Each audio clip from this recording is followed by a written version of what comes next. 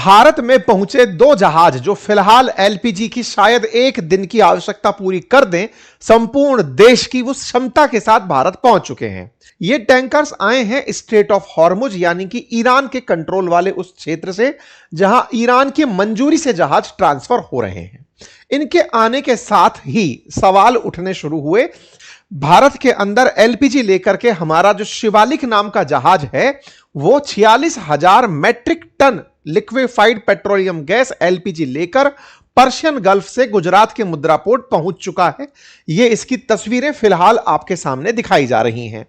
यहां पर 46,000 metric ton of LPG लगभग देश की आवश्यकता के लिए जरूरत जो पड़ रही है इन दिनों, वैसे तो लगभग 50 से 55 लाख सिलेंडर पर डे की पड़ती है, लेकिन इन दिनों आवश्यकताएं ज्यादा दिखाई गई हैं। 70 लाख तक सिलेंडर पर डे जा रहे हैं। ऐसे में ये 35 लाख सिलेंडर तक भर सकता है अकेला जहाज। इसमें इतना एलपीजी भरकर लाया गया है। ठीक इसी प्रकार से दूसरा एलपीजी जो टैंकर है नंदा देवी, वो जामनगर जो वादीनार है वहां पर 46,500 मैट्रिक टन एलपीजी लेकर पहुंच चुका है। उसकी भी न्यूज आपके सामने है। लगभग अब 90,000 से अधिक टन आपके पास एलपीजी लेकर के टैंकर्स आ चुके हैं। जब यह खबर बनकर आती है कि शिवालिक और नंदा देवी जैसे जहाज भारत के अंदर एलपीजी सप्लाई के लिए आ चुके हैं, तो यह खबर देश में एक सेलिब्रेशन की तरह और भारत की कूटनीति की जीत की तरह देखी गई। ईरान जहां से जहाज निकलना बड़ा मुश्किल है, वहां पर इन्होंने एलपीजी, इतना सारा एलपीजी एक जहाज में भर करके जो भारत पहुंचा, मतलब अपने आप में देश की आवश्यकता की पूर्ति केवल 2 जहाज ट्रक से हो, 2 जहाज के एलपीजी से हो गई।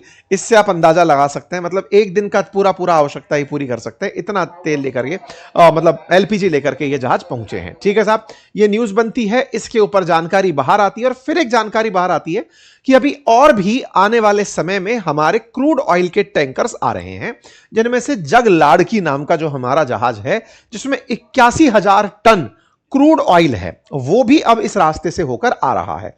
तो पहले 2 जहाज आए, पहुंच चुके हैं, निकले थे, अब वो पहुंच चुके हैं। अब एक और जहाज निकल रहा है वहां से और वो भारत पहुंचेगा, उसमें 81,000 टन क्रूड ऑयल है। तो ये भारत की एक तरीके की तारीफ हुई कि साहब इंडिया ने सिक्योर तरीके से उस क्षेत्र में जहां से दुनिया का कोई जहाज नहीं निकल पा रहा है, अपने जहाज निकाल लिए। एक न्यूज और निकल कर आई कि भारत ने अपने लड़ाकू जहाज भी वहां भेज रखे हैं, यानी कि भारत की जो नेवी है उसने जहाजों को गल्फ ऑफ आदेन में खड़ा कर रखा है। एक बार के लिए खबर बनने लगी कि अमेरिका कह रहा था कि स्ट्रेट ऑफ हॉर्मुज में अपने युद्धपोत भेजो, तो क्या भारत इसलिए भेज दिया? तो इसका पीछे तर्क निकल कर आया कि नहीं साहब, भारत ने कहीं पायरेट्स इन जहाजों को ना चुरा लें, क्योंकि अब तेल की कीमतें बढ़ चुकी हैं और पायरेट्स जितने भी हैं, मतलब समुद्री लुटेरे जो कि हॉर्न ऑफ अफ्रीका के अंदर, सोमालिया के अंदर यहां पर पाए जाते हैं, जिबूती के अंदर पाए जाते हैं, वो जहाजों को हाईजैक करके भी ले जा सकते हैं। ऐसे में हमने उनकी सुरक्षा सुनिश्चित करने के लिए 3-3 नेवी के जहाजों को गल्फ ऑफ आदेन के पास से लेकर तैनात किया हुआ है, जो सुनिश्चित कर रहे हैं कि ये इस समय जो एकदम काला सोना बनकर बैठी हुई गैस और क्रूड ऑयल है, इसको भारत तक सुनिश्चित तरीके से पहुंचाया जा सके। ठीक है साहब, अब सवाल के अंदर जब चीजें एंट्री करते गए तो एक खबर और ब्रेक होती है कल, और वो ये कि इंडिया ने अपने जहाजों को सुरक्षित मंगाने के लिए, ये एक रॉयटर पर एक्सक्लूसिव हुआ और कहा कि इसके लिए भारत ने मतलब ईरान के साथ कुछ डील की थी, और वो डील ये थी कि भारत ईरान के 3 जहाज जो सीज किए हुए हैं उन्हें छोड़ेगा।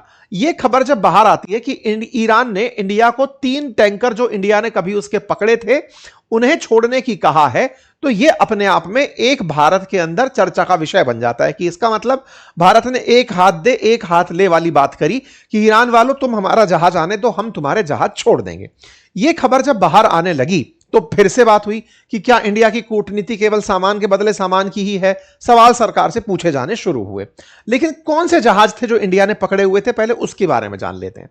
तो असल में 17 फरवरी को एक न्यूज आई थी कि भारत ने 3 ऐसे प्रतिबंधित जहाज पकड़े जो अमेरिका ने प्रतिबंधित किए हुए थे, ईरान के जहाज। ओके, ये खबर बनकर के आने लगी थी कि ऑयल टैंकर्स भारत ने पकड़े हैं ऑफ ईरान के, मतलब कि इस तरह से नाम आने लगा था, लिंक टू ईरान के नाम से आने लगा था। ओके साहब, इन जहाजों के नाम थे स्टेलर रूबी, असफाल्ट स्टार और अल जफरिया, ये 3 जहाज थे जो कि तेल ले जाने का काम कर रहे थे। कहां से कहां ले जा रहे थे? तो बोले ये एक तरह से शैडो फ्लीट थे ईरान की, ईरान का तेल ले जाकर दुनिया भर के देशों में बेच रहे थे। इसको भारत ने पकड़ लिया अमेरिका के कहने पर, और हमने अपने वाटर से जब ये गुजर रहे थे तो इन्हें पकड़ा था। ठीक है साहब।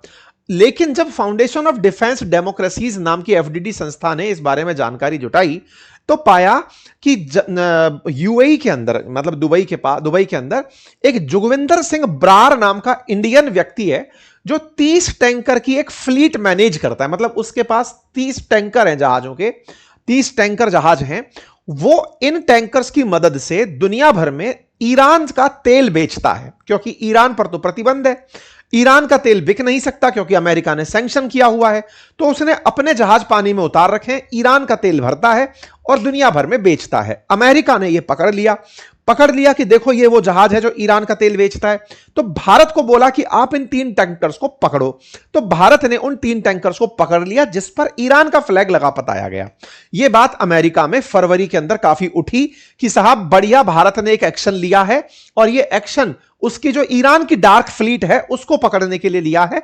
भारत के तटरक्षक बलों के द्वारा इस तरह का कदम उठाया गया है।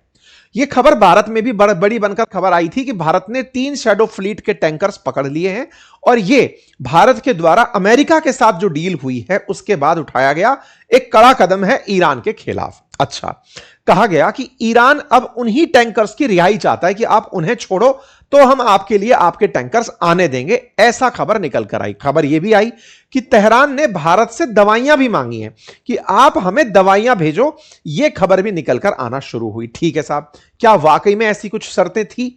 तो भारत सरकार ने इसका खंडन किया कि नहीं, ऐसी कोई भी शर्त भारत ने ईरान की नहीं मानी, और ना ही ईरान ने भारत के साथ ऐसी कोई शर्त रखी। भारत के साथ ऐसा कोई भी प्रकार का डील नहीं हुआ है, 3 वेसल्स की कोई भी बात नहीं हुई है। बाकायदा ईरान इन इंडिया जो है, ईरान का जो ऑफिस है, उसने भी इस बात का खंडन किया कि इंडियन गवर्नमेंट ने इस बात को पूरी तरह से रिजेक्ट किया है कि हमारी कोई भी डील हुई है जिसमें हमने वेसल्स के बदले वेसल छोड़ने की बात की हो। विदेश मंत्रालय की तरफ से इसका स्पष्टीकरण दिया गया और इस बात पर जोर दिया गया कि वो जहाज तो ईरानियन थे ही नहीं, वो जहाज तो यूएई के अंदर से ऑपरेट हो रहे थे, कोई भारतीय व्यक्ति उन्हें ऑपरेट कर रहा था, तो उसकी डील की बात आती कहां से है? तो अब हो सकता है कि भारत ने उन्हें ईरानियन माना ही नहीं। जब माना ही नहीं तो फिर ईरान के जहाज के नाम पर अगर छोड़ भी दिया उन्हें, तो वो तो भारत की कंपनी के जहाज थे, भारत ने छोड़ दिए, तो ईरान का कोई दबाव भी नहीं हुआ। जो भी है, कुल मिलाकर के हमने इसका ऑफिशियली खंडन कर दिया। जानकारी पसंद आई है तो साथियों से साझा करिए, चैनल पर नए हैं तो सब्सक्राइब कर लीजिए। और हां, इस रविवार सुबह 11 बजे एक फ्री वेबिनार रखी गई है, उस फ्री वेबिनार को ज्वाइन करने के लिए लिंक कमेंट बॉक्स में पिन किया गया है। कम्युनिटी लगातार हमारी जो क्योंकि लिंक जब ज्वाइन करोगे तो आपको एक व्हाट्सएप कम्युनिटी पर जोड़ने के लिए कहा जाएगा। आप जब उसको क्लिक करके ज्वाइन करेंगे, अगर आप नहीं कर पा रहे हैं बाय एनी चांस, तो प्रतीक्षा करें, कल फिर से ट्राई कर लीजिएगा। कम्युनिटीज लगातार भरती जा रही हैं, आपको क्लास का लिंक उन कम्युनिटीज में दे दिया जाएगा। आप तब जाकर रविवार के दिन ऑटोमेटिक दिए गए इंस्ट्रक्शन को फॉलो करते हुए उन क्लासेस को ज्वाइन कर पाएंगे। ठीक है साहब, बहुत बहुत धन्यवाद, अपना ख्याल रखें।